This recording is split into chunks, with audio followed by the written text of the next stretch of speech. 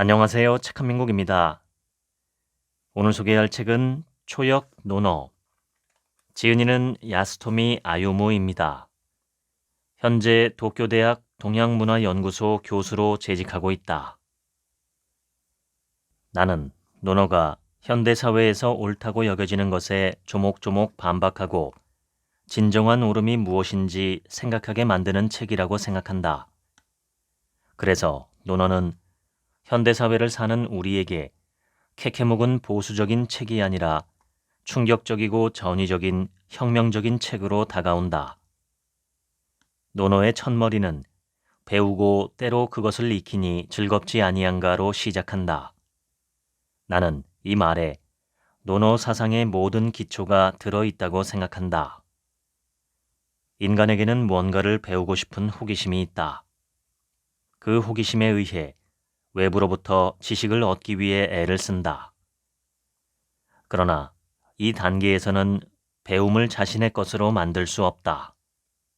그뿐인가 새로 얻은 배움에 매몰되어 이미 자신이 가지고 있던 것을 몽땅 잃어버리는 모양새가 된다. 즉, 배움에 휘둘리는 것이다. 그러나 수련을 거듭하면 어느 때 문득 배움이 자신의 것이 되는 순간이 찾아온다. 이때 배우는 자는 배우는 일에 휘둘리는 것을 그만두고 주체성을 회복한다. 이것을 익힌다고 한다. 그렇게 되었을 때 인간은 커다란 기쁨을 느낀다. 공자는 이 학습의 기쁨이 인간의 존엄을 지키게 하고 인간 사회의 질서를 유지시킨다고 보았다. 이와 같은 학습이 작동하고 있는 상태가 인이고 그것이 가능한 사람을 군자라고 부른다. 군자는 어려움을 마주해도 이것을 배우는 기회로 받아들여 도전하고 잘못을 범하면 곧 반성하여 고친다. 이처럼 학습을 통해서 변화하고 성장하는 것이 군자의 태도이다. 배움의 자세를 갖춘 사람끼리 있으면 서로 배우며 함께 성장할 수 있다. 이렇게 해서 달성된 조화를 화라고 한다. 화를 이룬 사람들이 대화를 주고받는 모습을 예에 맞는다고 말한다. 배우고자 하는 마음이 닫힌 상태가 악이고 그런 사람을 소인이라고 부른다. 논어에서는 학습 회로가 닫혀있는 상태를 악이라 부른다. 그래서 군자와는 반대로 학습 회로가 닫혀있는 사람을 소인이라 부른다. 본문을 읽겠습니다. 무언가를 배우는 것은 위험한 일이다. 자신의 감각을 팔아넘기는 일이기 때문이다. 새로운 것을 익히면 그동안 가지고 있던 편견이 사라지고 머리가 맑아지며 무디고 낡은 감각 대신 단정하고 상쾌한 감각이 생겨난다. 자신의 감각이 사라지는 것에 겁먹지 않고 배운 것을 완전히 체득하겠다고 마음을 열면 어느 때 문득 진짜 이해가 일어나 배우는 일이 내 것으로 느껴지고 새로운 감각을 받아들이는 데에 익숙해진다. 이것이 바로 익히는 것이다. 묵은 감각을 기꺼이 버리고 기쁘게 신선한 감각을 받아들이는 경지에 오르니 진정 기쁘지 아니한가. 배우는 기쁨은 연락도 없던 옛 친구가 멀리서부터 돌연 찾아오는 듯한 그런 즐거움이다. 이 기쁨만큼 인간에게 중요한 것은 없다. 부모와 형제에게 자신의 생각을 솔직히 전할 수 있는 사람이라면 세상에 나가서도 윗사람을 향해 자신의 생각을 억지 부리는 일 없이 신뢰되는 일도 없이 말하는 것이 가능하다. 그러나 유감스럽게도 그런 사람은 적다. 그 간단하지 않은 일을 해내는 사람만이 자신의 신념에 따라 살 수 있다. 때론 목숨을 걸고 친구와 의견을 다투고 그 가운데서 높은 차원의 조화를 이뤄낼 수 있다. 말을 번지르하게 하고 그럴싸한 표정을 짓는 사람에게 인이라는 것은 있을 수 없다. 매일 자신을 돌이켜 세 가지를 하고 있는지 반성한다. 첫째, 윗사람에게 잘 보이려는 욕심에 나 자신을 속이고 있지 않은가? 둘째, 친구의 기분을 맞추자고 마음에 없는 말을 하지 않았는가?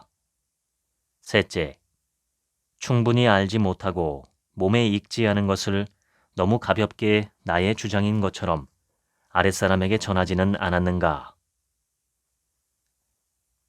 군자란 자신의 것을 내세우거나 위엄있게 꾸며 보이지 않는 사람이다. 남을 위협하지도 않는다. 뭔가를 배워도 그것을 고집하지 않는다. 군자는 말과 마음이 일치하는 사람이다. 나아가 그러한 상태가 자연스럽고 편안한 사람이다. 마음에 없는 말을 하고 말과 다른 행동을 하는 자신을 속이는 사람을 벗으로 삼아서는 안 된다. 그런 잘못을 범하는 사람을 만나면 거리낌 없이 고치도록 조언해야 한다. 예의 바름은 형식이 아니다. 조화 속에 자연스럽게 이루어지는 것이다. 사람과 사람이 서로 마음을 열고 조화로운 관계를 맺은 상태를 화라고 하는데, 화를 잃은 이들이 나누는 커뮤니케이션은 필연적으로 예의에 들어맞는다.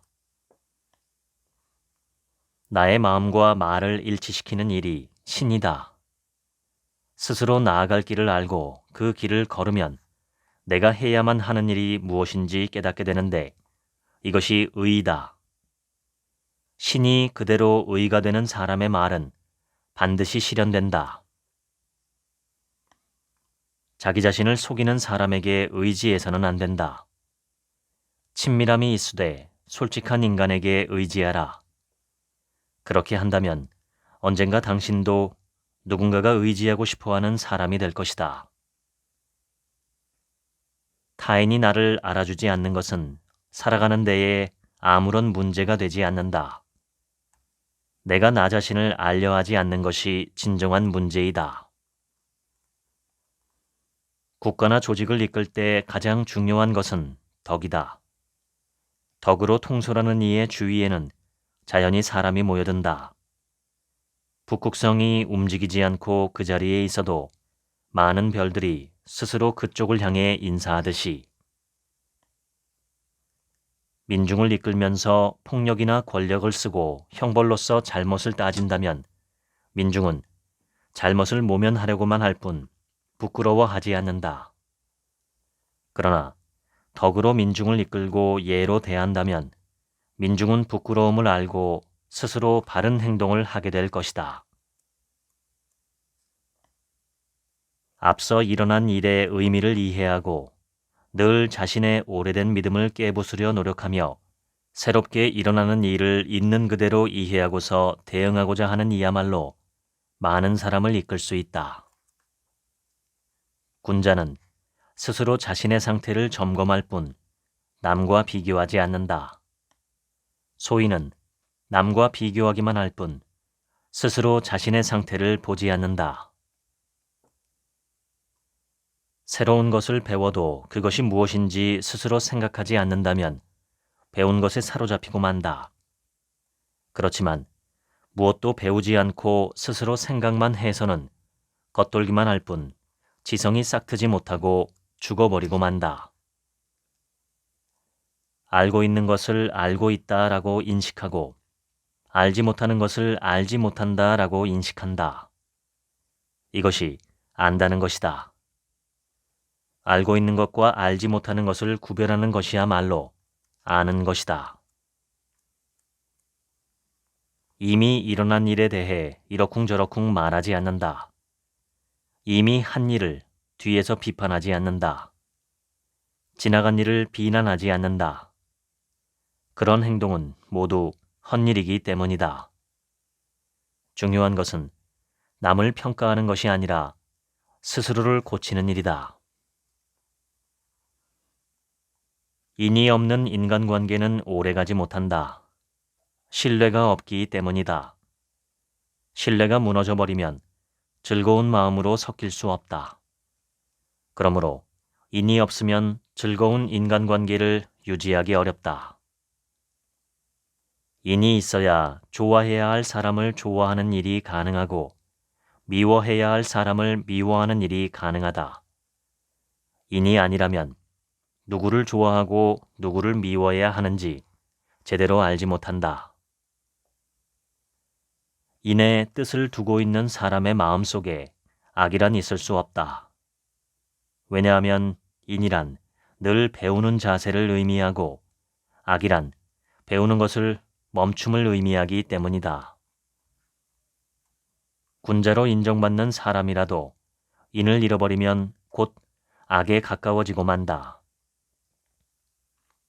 나는 인을 좋아하는 사람을 본 적이 없다. 인이 없는 사람은 인이 무엇인지 알지 못하기에 인을 찾는 일이 없기 때문이다. 그러니 인을 좋아하는 일 역시 있을 수 없다. 그러나 불인을 미워하는 사람은 본 적이 있다. 불인을 미워하는 일은 인을 행하는 일과 같다. 하루라도 온 힘을 다해 인을 얻으려 했던 사람이 있을까? 해보았지만 힘이 모자랐다는 사람을 나는 본 적이 없다. 역사 속 어딘가에, 이 세상 어딘가에 혹시 그런 사람이 있을런지는 모르겠으나 나는 본 적이 없다. 사람이 저지른 실수는 그 사람의 성격을 반영하고 있다. 사람의 허물을 잘 보면 그 사람이 어떤 성격을 가진 인간인지 밝혀진다. 어느 날 아침에 가야만 하는 도를 가르쳐주는 계시를 들었다면 그날 저녁에 죽는다 해도 상관없다. 왜냐하면 도를 아는 일이 사는 것의 본질이기 때문이다. 군자는 천하의 일을 어떻게 대해야 할까? 이건 좋다, 저건 아니다 라며 방관자가 되어 평가할 것이 아니라 현실에 발을 붙이고 뜻을 같이 하는 사람들과 함께 나아가야 한다. 이익만을 생각하지 말라. 이익만 생각해서 행동하면 반드시 원망받는 일이 생긴다. 공자가 제자 증자를 바라보며 말했다. 나의 도는 한 가지 일에 일관하는 것이다. 증자는 예라고 답하고 더는 묻지 않았다. 공자가 나가자 문인이 증자에게 공자님이 말씀하신 한 가지 일이란 무엇입니까? 라고 물었다. 증자는 말했다. 선생의 도는 다만 충서뿐입니다. 충은 자신의 진심에 등 돌리지 않는 것, 서는 자신의 진심 그대로 있는 것이다. 군자는 의, 곧 무엇을 해야만 하는가를 먼저 생각한다. 소인은 이, 곧 무엇을 하면 얻는가를 먼저 생각한다. 현자를 보면 나도 저렇게 되고 싶다라고 생각하고 현명하지 못한 일을 보면 나에게도 저런 모습이 있다라고 반성하라. 옛사람은 생각한 것을 가볍게 말하지 않았다. 나의 행동이 그 생각에 미치지 못하는 것을 부끄럽게 여겼기 때문이다. 사람 간의 신뢰관계를 중요하게 여기는 사람이 지독한 꼴을 당하는 일은 드물다. 군자는 입은 무겁고 엉덩이는 가벼운 사람이다. 덕이 있는 사람은 고립되지 않는다. 반드시 친구가 있다. 공자의 제자 자유가 말했다. 잔소리가 심한 신하는 반드시 따끔한 맛을 본다. 잔소리가 심한 친구는 사귀고 싶지 않은 사람이 된다. 노나라의 중신이었던 계문자는 3번 깊게 고민하고 나서야 행동을 했다. 공자는 그것을 듣고 말했다. 2번 생각하면 그것으로 충분하지 않을까? 누가 미생고를 곧고 바른 인간이라 말하는가? 어떤 사람이 그에게 초를 빌리러 왔을 때 가지고 있는 초가 없자 이웃에게 빌려와 주었다 들었다. 그렇게까지 해서 겉을 꾸미는 자는 곧고 바른 인간이라고 말할 수 없다.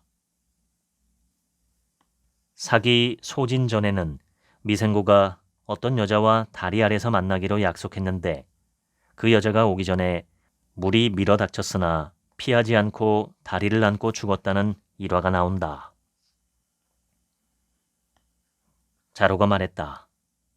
저는 마차나 말이나 모피 외투를 친구에게 빌려주었는데 그것이 상하더라도 끙끙대지 않는 그런 관대한 인간이 되고 싶습니다. 안연이 말했다. 착한 일을 하고도 자만하지 않고 다른 사람에게 수고를 끼치지 않는 사람이 되고 싶습니다. 공자가 답했다. 노인에게는 마음을 편안히 갖게 하고 친구와는 서로 신뢰하며 젊은이에게는 우러름을 받는 그런 사람이 되고 싶다. 공자의 제자 염구가 말했다. 선생이 말씀하시는 도를 기쁜 마음으로 따르고 싶지 않은 것은 아닙니다. 다만 저의 힘이 미치지 못할 뿐입니다.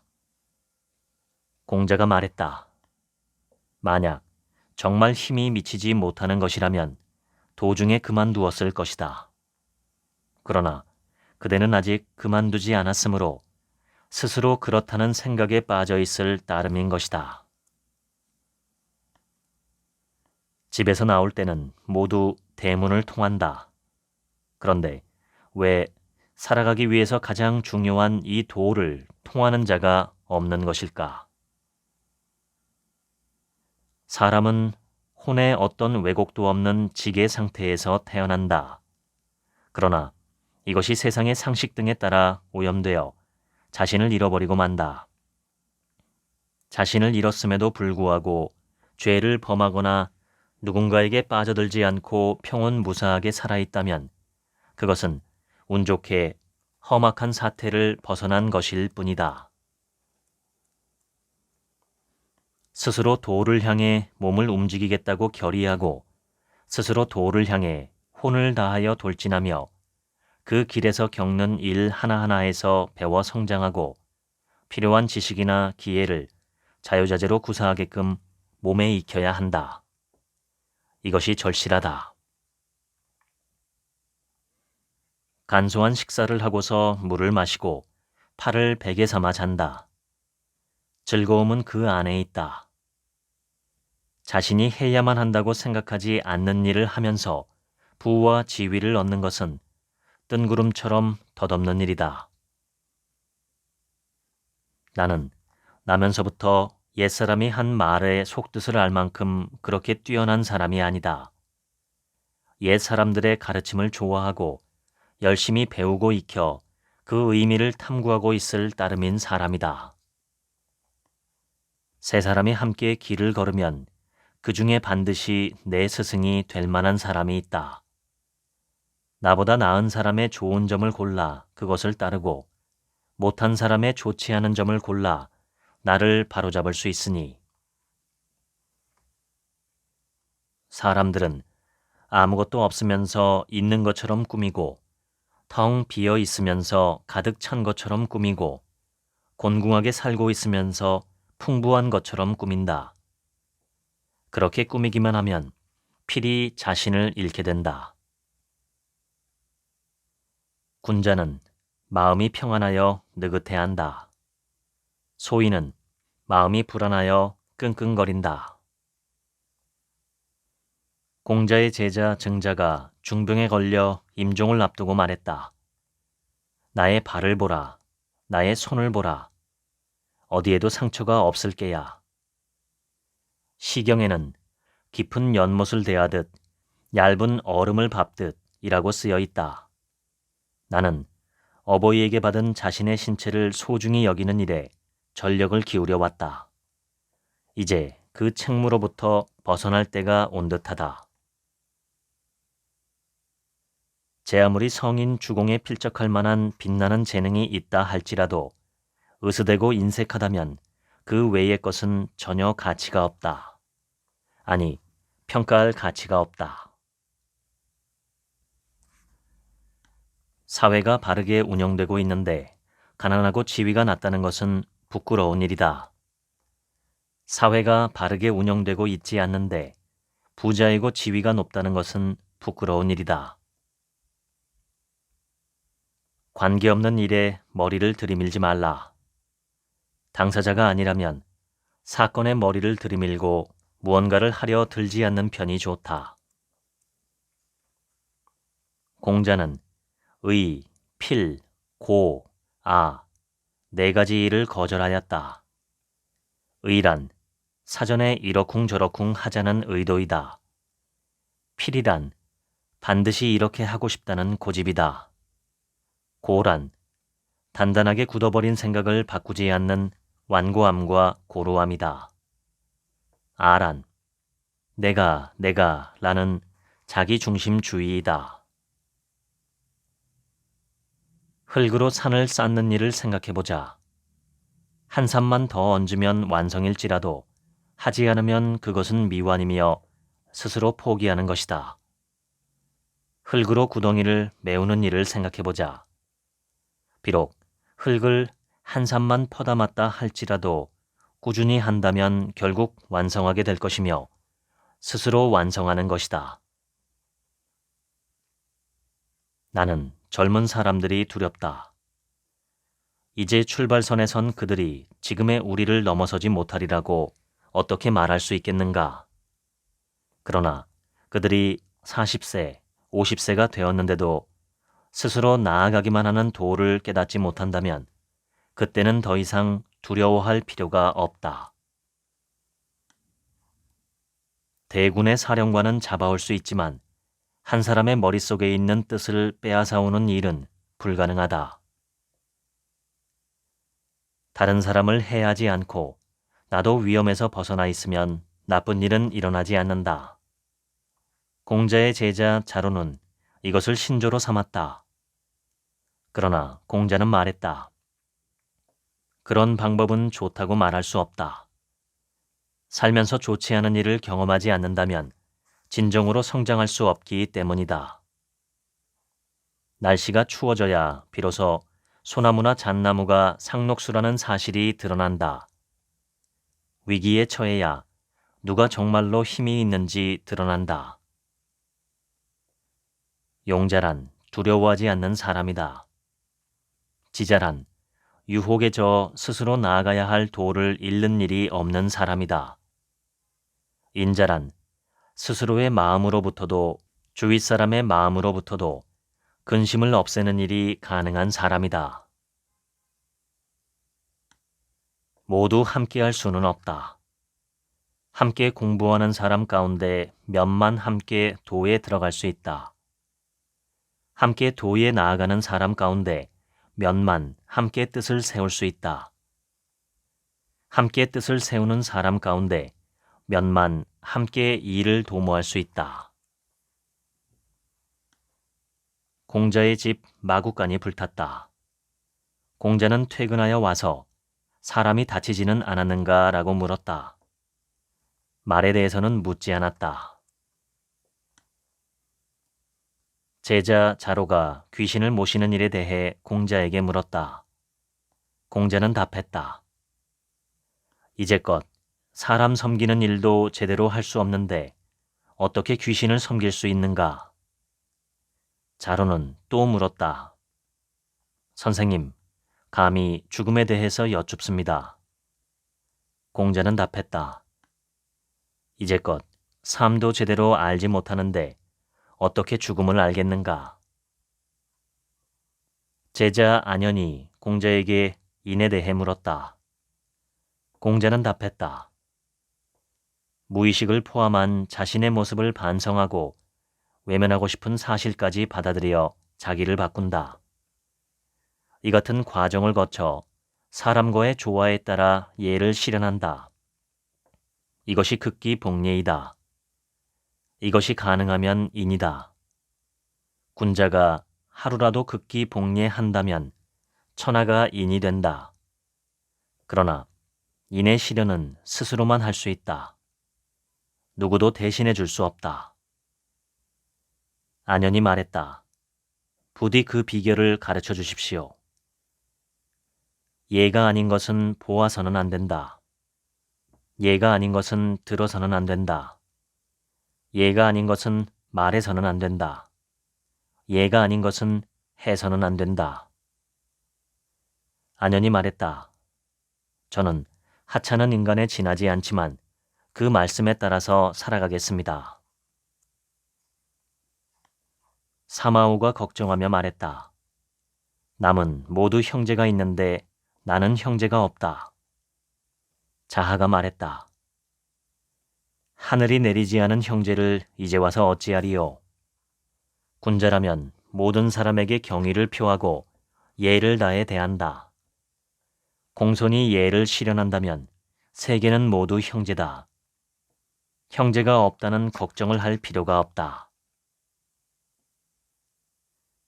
위나라의 관료이자 공자의 제자인 자공이 정치에 대해 물었다. 공자는 답했다. 먹을거리를 풍부하게 하고 군사력을 탄탄하게 해서 백성이 정부를 신뢰하도록 하는 것이다. 도저히 어쩔 수 없어 이 세 가지 중 하나를 버려야 한다면 어떤 것을 택해야 합니까? 군비를 충분히 하는 것을 단념한다. 도저히 어쩔 수 없어서 남은 두 가지 중 하나를 버려야 한다면 어떤 것을 택해야 합니까? 먹을거리를 충분히 하는 것을 단념한다. 누구나 결국은 죽는다. 그러나 백성이 정부를 신뢰하지 않으면 사회는 유지될 수 없다. 신뢰의 부재로 인한 재앙은 먹을거리의 결핍보다도 위험하다. 군자는 타인의 훌륭함을 끌어내 성장시킨다. 그래서 그 사람의 나쁜 점이 밖으로 드러나 커가지 않도록 돕는다. 소인은 그것을 반대로 한다. 노나라의 관리 개강자가 공자를 찾아와 정치에 대해 물었다. 도에 벗어난 자를 죽이고 도에 따르는 자를 등용하는 것은 어떻습니까? 공자가 답했다. 정치를 하는 사람은 누군가를 죽이겠다는 뜻을 품을 필요가 없습니다. 당신이 선을 행하고자 하면 백성은 절로 선하게 되니까요. 군자와 민중과의 관계의 본질은 바람과 풀의 관계와 같습니다. 바람이 부는 대로 풀은 나부낍니다. 제자 자공이 벗에 대하여 물었다. 공자는 답했다. 내가 느끼는 마음을 그대로 상대에게 알리고 내가 훌륭하다 생각하는 쪽으로 상대를 이끈다. 이것은 벗으로서 해야만 하는 일이다. 그러나 상대가 들어주지 않는다면 그 이상은 할 도리가 없다.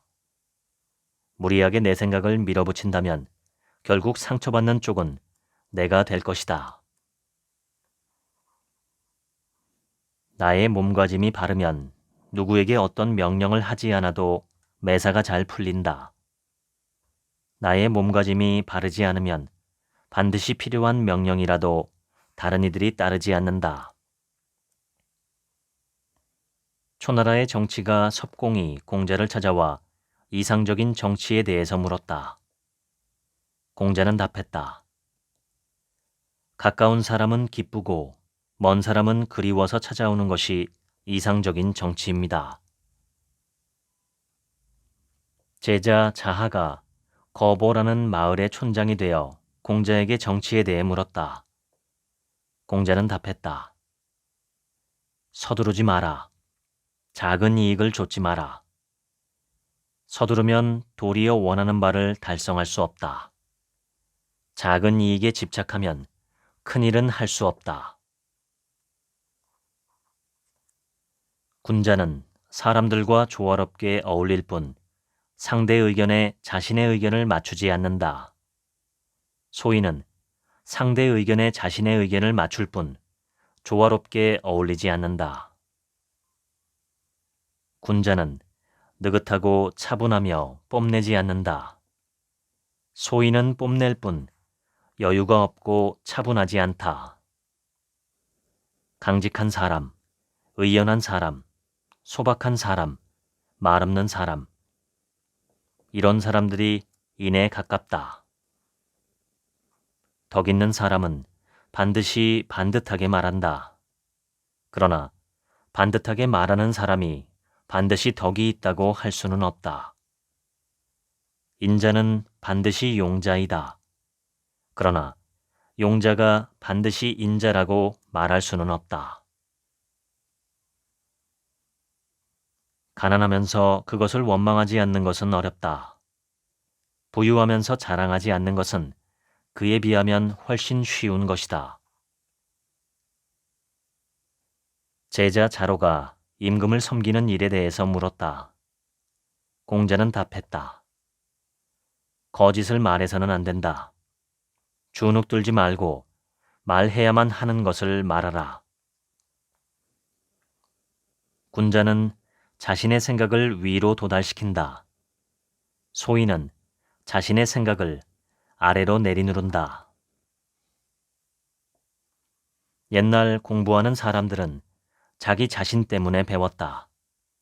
지식이란 그런 것이다. 그렇지만 오늘날 공부하는 사람들은 세상 때문에, 남 때문에 배우고 있다. 끔찍하게 타락했다. 공자가 말했다. 군자에게 도가 되는 것은 세 가지 있지만 나는 그 어느 것도 할 수 없다. 인자는 걱정하지 않는다. 지자는 헷갈리지 않는다. 용자는 두려워하지 않는다. 제자 자공이 타인을 비판했다. 이것을 들은 공자가 말했다. 자공은 너무 영리하군. 나는 나를 돌아보는 데에도 바빠서 남을 비판할 틈이 없는데. 어떤 사람이 물었다. 원망하는 마음을 오히려 은혜와 덕으로 갚는 것은 어떻습니까? 공자가 답했다. 그것은 맞지 않지요. 원망하는 마음에 대해서는 솔직한 태도로 갚고 덕에 대해서는 덕으로 갚는 것이 좋겠지요. 제자 자로가 공자에게 군자가 되려면 어떻게 해야 하는지 물었다. 공자는 답했다. 자기 자신의 태도를 물어서 고치라 겸허하게 될 것이다. 그런 것뿐입니까? 자신의 태도를 물어서 고치라. 그러면 남에게도 평안을 가져다 줄 수 있을 것이다. 그런 것뿐입니까? 자신의 태도를 물어서 고치라.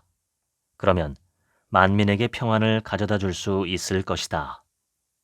이것은 요순 임금도 할 수 없어 고생했던 일이다. 공자 일행이 진나라에 있을 때 먹을 것이 떨어지고 말았다. 공자와 일행은 배고픔에 지쳐 서 있기조차 불가능한 상태가 되었다. 자로가 화가 나 공자에게 말했다. 군자도 또한 이렇게 곤궁한 것입니까? 공자는 답했다. 군자도 당연히 곤궁하다. 다만 소인은 곤궁하면 허둥대고 형편없어지게 된다. 이야기를 나눠야만 하는 상황에서 말하지 않으면 상대는 가버린다. 이야기를 나눌 필요가 없는 상황에서 말하면 상대는 말꼬리를 거두고 만다. 지식이 많고 사리에 밝은 사람은 이것을 알고 상대를 가버리게 하는 일도 말꼬리를 거두게 하는 일도 만들지 않는다.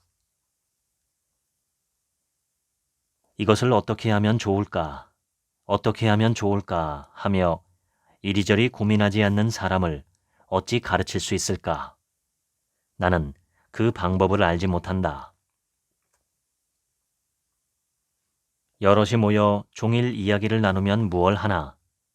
그 안에 의미 있는 이야기는 하나 없고 얕고 약은 지식만 가득한 것을.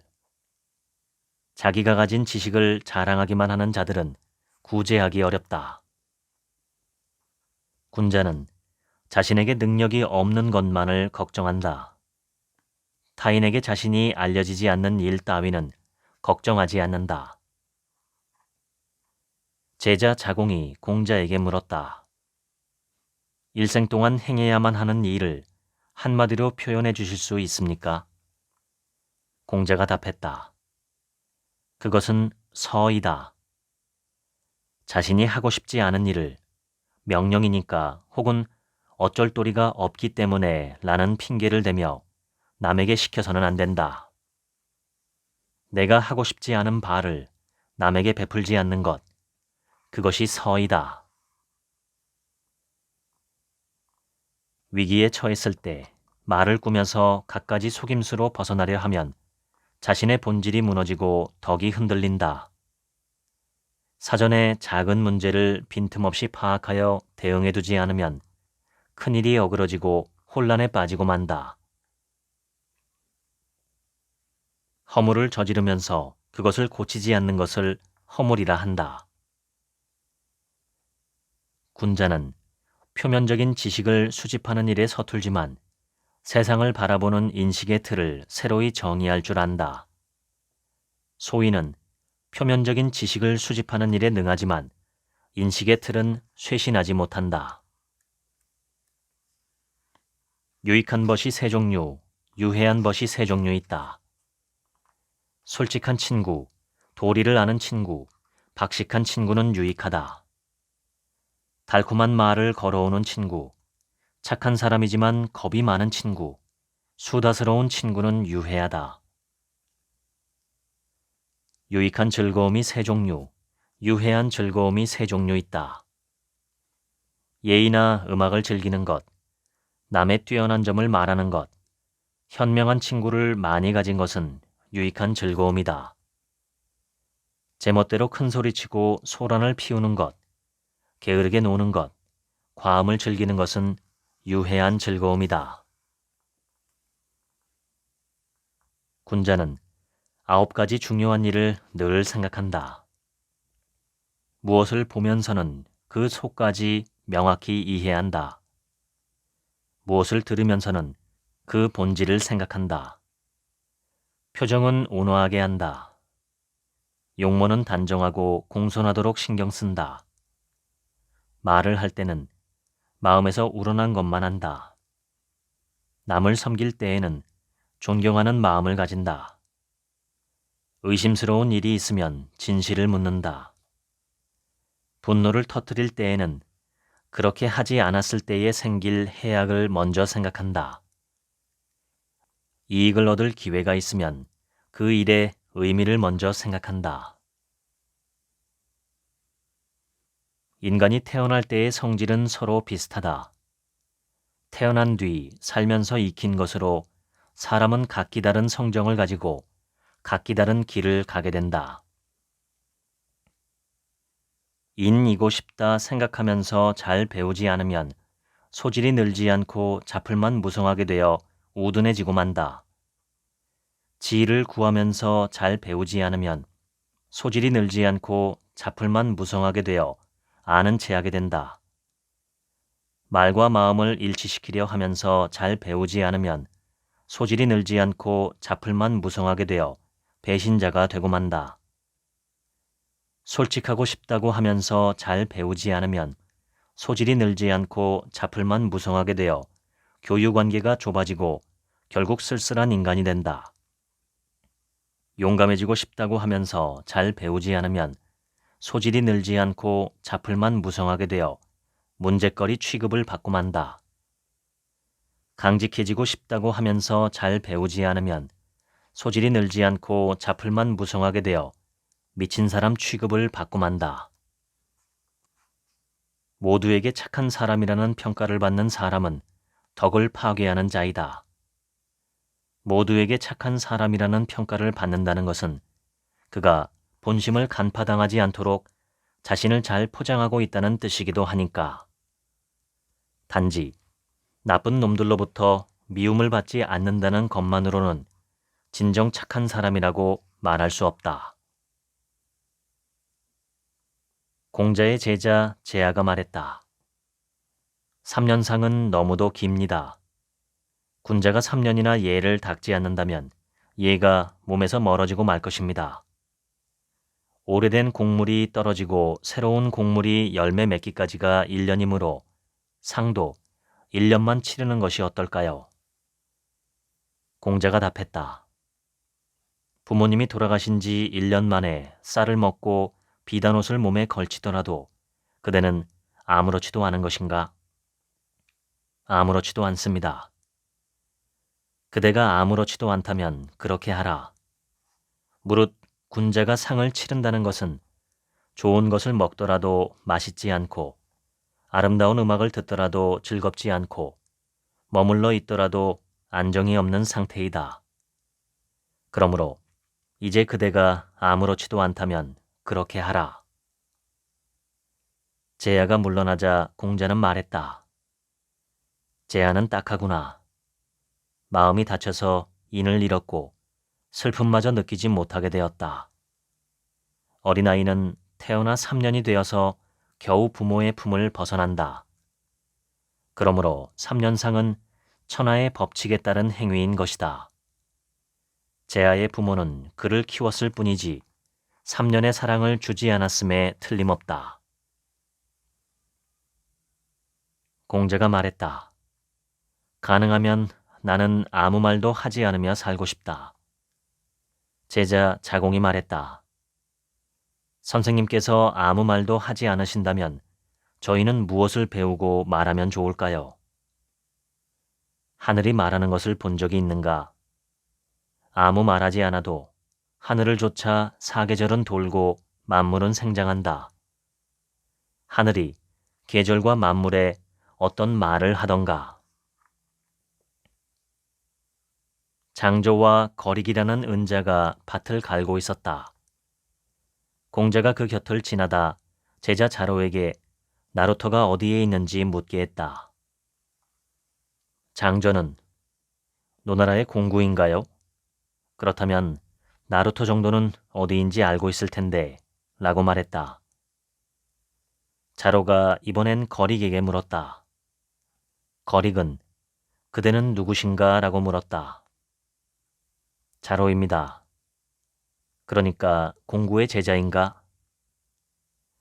도도하게 흐르는 것은 강물만은 아니라오. 천하 만물이 모두 그렇지. 그것을 대체 누가 바꿔놓을 수 있겠나? 그대의 선생은 천하를 평안으로 이끄는 주군을 찾는답시고 이것도 아니다 저것도 아니다 비판하기만 하더군. 그렇게 해서 사람을 버리는 사람과 붙어 다니느니 차라리 우리처럼 초해에 묻혀 사는 쪽을 택하는 것은 어떻소?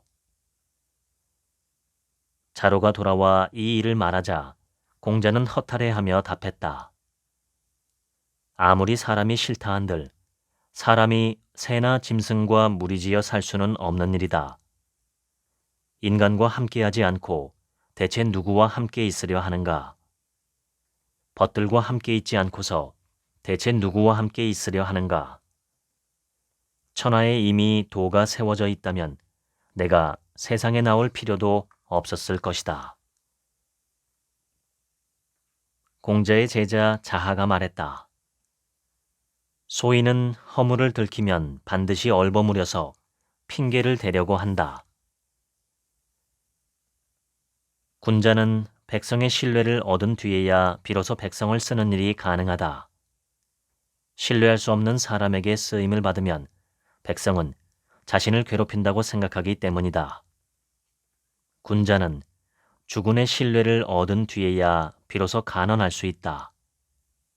신뢰받지도 못하는데 의견을 말하면 주군은 그를 자신을 헐뜯는 사람이라 생각하고 말 것이다. 공자의 제자 자공이 말했다. 군자가 허물을 범하는 것은 일식이나 월식 같은 것이다. 허물을 범하고서도 뒤로 숨거나 얼버무리지 않기 때문에 세상 사람들은 모두 그것을 본다. 그리고 군자가 스스로 허물을 고치면 그것이 훌륭하다 생각해 우러러 보게 된다. 천명을 알지 못하면 군자라고 할 수 없다.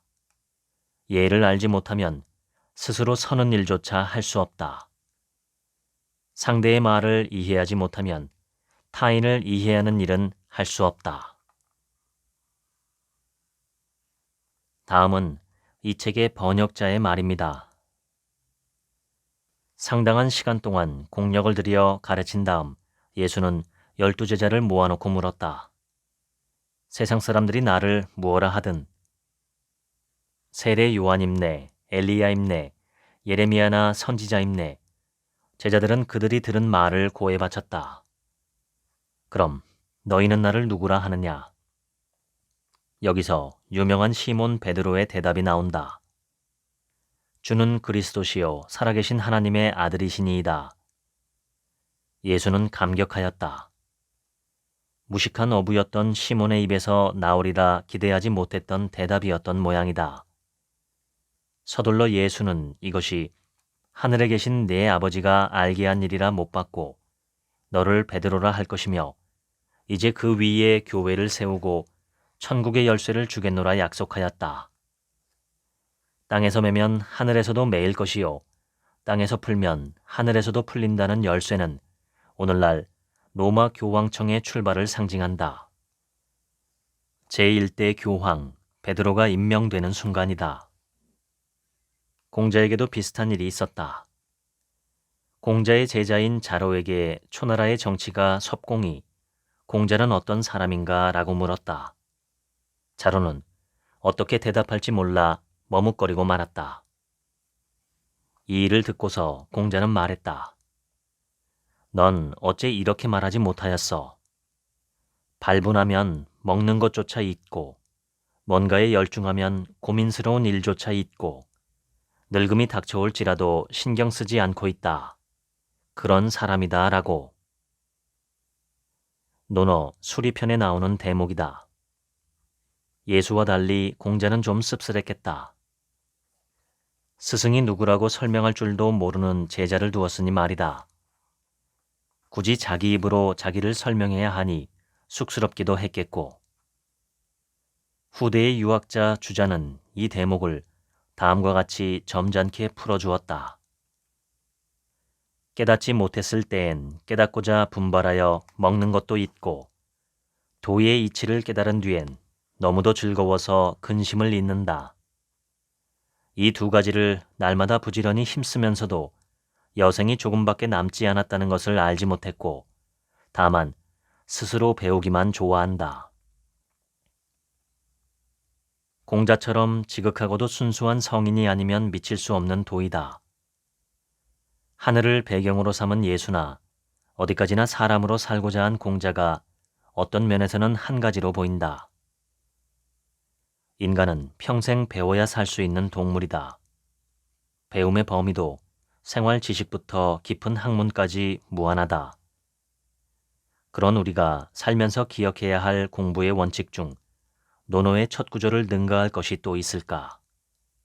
바로 자왈, 하기 시습지, 불역여로다.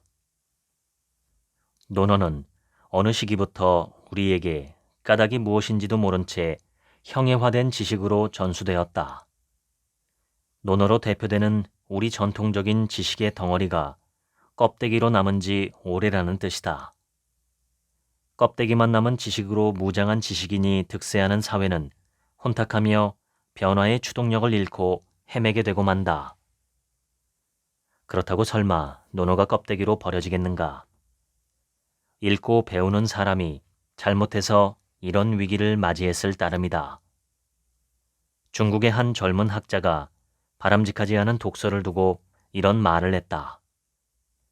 사독서, 독사서, 독서사. 죽도록 책만 읽는다. 죽은 책만 읽는다. 책을 읽기만 하다 죽는다. 죽은 독서의 유형을 이렇게 세 가지로 표현한 것이다. 그렇다면 논어에 다시 생명력을 불어넣자면 어떻게 할 것인가? 앞서 밝힌 논어 하기편의 첫 구절 하기 시습지 불역여로 이하 세 구절을 그간의 많은 번역서와 달리 저자는 정의, 신뢰, 결론이라는 논리로 묶었다. 무언가를 배우는 것은 위험한 일이다. 왜냐하면 자신의 감각을 팔아넘기는 일이기 때문이다. 새로운 것을 익히면 그동안 가지고 있던 편견이 사라지고 머리가 맑아지며 무디고 낡은 감각 대신 단정하고 상쾌한 감각이 생겨난다. 자신의 감각이 사라지는 것에 겁먹지 않고 배운 것을 완전히 체득하겠다고 마음을 열면 어느 때 문득 진짜 이해가 일어나 배우는 일이 내 것으로 느껴지고 새로운 감각을 받아들이는 데에 익숙해진다. 이것이 바로 익히는 것이다. 기꺼이 묵은 감각을 버리고 기쁘게 신선한 감각을 받아들이는 경지에 오르니 진정 기쁘지 아니한가. 지식을 자기 자신의 것으로 만드는 일이다. 저자는 이것이 기쁘다고 해석하였다. 위험에 뛰어들지 않고 기쁨을 얻어낼 수는 없다. 그러기에 우리는 배움이라는 자칫 제 영혼을 팔 수도 있는 위험한 일에 도전해야 한다. 자주 익혀서 드디어 나의 감각이 되었을 때의 기쁨을 뭐라 표현할 수 있을까? 공자는 하나의 비유를 생각해냈다. 배우는 기쁨은 연락도 없던 옛 친구가 멀리서부터 돌연 찾아오는 듯한 그런 즐거움이다. 저자는 친구에 대한 사랑이 아닌 배움에 대한 사랑으로 해석한다. 다음 장의 해석은 더 독특하다. 배우는 기쁨을 알고 있는 사람은 그것을 알지 못하는 사람을 보면 인생의 기쁨을 모르는 딱한 사람이군 하고 생각한다. 그러나 그런 잣대로 타인을 함부로 평가하지 않는 사람을 우리는 군자라고 부른다.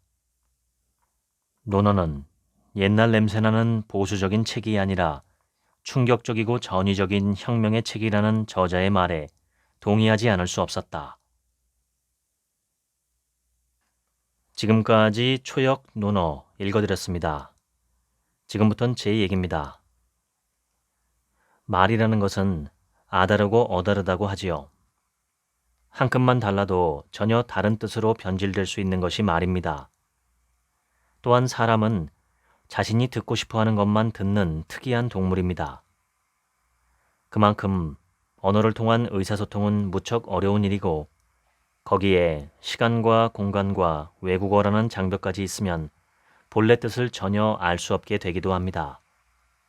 그래서 고전을 바라볼 때 우리 시대에 맞게 해석하고 취할 것은 취하고 버릴 것은 버려야 합니다. 얼마 전에 유발 하라리의 유튜브 방송을 보았습니다. 유발 노아 하라리는 사피엔스, 호모데우스, 넥서스 등의 책을 써서 전 세계적으로 4,500만 부 판매 기록을 세운 세계적인 역사학자입니다. 그는 어떤 텍스트의 원 저자보다는 편집자의 역할이 훨씬 더 중요하다고 말합니다. 원 저자는 자신의 생각을 이러쿵저러쿵 말할 수 있지만 편집자는 어떤 것을 빼고 어떤 것을 남길지 결정하기 때문입니다. 그리고 시대에 맞춰 언제나 새로운 해석이 필요하다고 말합니다. 그런데 종교의 영역으로 들어가는 순간 이러한 유연성이 사라지고 시대와 상황에 맞지 않는 경직된 관념이 오랫동안 지속되며 해를 미칠 수도 있다고 말합니다. 예를 들어 그가 말하기를 유대교나 기독교의 10계명을 보면 마지막 10번째 계명에 노예제도를 옹호하는 표현이 들어있다고 말합니다. 10번째 계명은 이웃의 재산을 탐내지 말라는 말인데 그 재산 중에는 노예도 포함되어 있다는 것이죠. 10계명을 보다 자세하게 풀어 쓴 성경 구절을 보면 분명 이웃의 노예도 탐하지 말라고 명시되어 있습니다. 10계명이 쓰여지던 당시에는 노예제도가 정당했기 때문입니다. 그런데 노예제도가 폐지된 오늘날에도 그 구절은 여전히 그대로 남아 있습니다. 유발 하라리는 그 구절이 노예제도에 대한 인정과 옹호에 해당한다고 해석합니다. 그런데 그것이 종교의 영역으로 들어갔기 때문에 아무도 수정하지 못한다는 거죠. 노예제도라는 아이디어는 현실에서 사라졌지만 그것이 정당하게 실존하는 현실 세계를 가정하고 기록된 10계명의 내용은 바뀌지 않고 그대로 있다는 것입니다. 유발 하라리는 이러한 경직성을 조심해야 한다고 경고합니다. 원래 유발 하라리가 말하고자 했던 것은 오늘날 세계에서 가장 강력한 편집자는 인간이 아니라 AI라는 것이었습니다. 모든 SNS 회사에서 어떤 글을 앞에 내세우고 어떤 글을 뒤에 놓을지 결정하는 것은 AI입니다. 그런데 그 AI가 움직이는 가장 근본적인 원리는 사람들이 관심을 가질 만한 것, 그래서 가능한 한 많은 클릭을 할 만한 콘텐츠를 앞에 내세우는 것입니다. 그런데 하필 우리 인간은 긍정적인 뉴스보다는 자극적이고 극단적이고 부정적인 감정이나 콘텐츠에 월등하게 더 많은 관심을 갖고 있지요.